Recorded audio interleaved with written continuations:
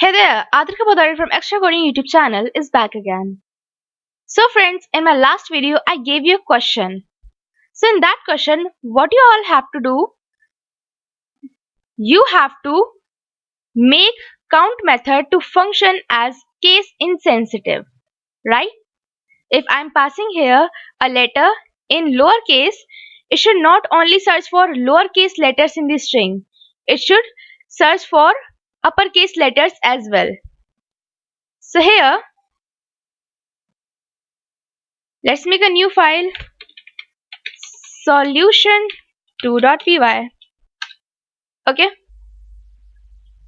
now here let's take this variable only and paste it. As in my previous videos I taught you how to convert the string into uppercase and lowercase, so we will use that only here. Here we will write name dot upper, or if you want you can convert the string to lowercase as well. Okay, here we have changed the string into lowercase, right?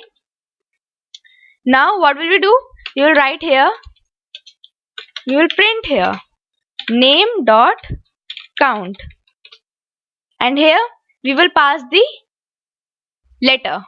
Okay, so as I am converting my string into lowercase, so I will pass lowercase letter here, but if I am converting my string into uppercase, so I have to give uppercased a here, uppercase letter here. Okay, but I'm giving here lower. Okay, so what do you think it will return? Let's check. See, it is still returning 1. Why? Because as I told you in my previous videos that strings are immutable. That means they cannot be changed. Okay, and here this lower function is making another string and it is converting that string into lowercase. Let me show it to you. If we print it,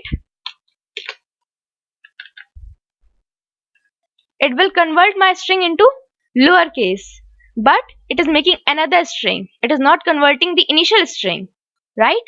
So we can write here name equals to name dot lower.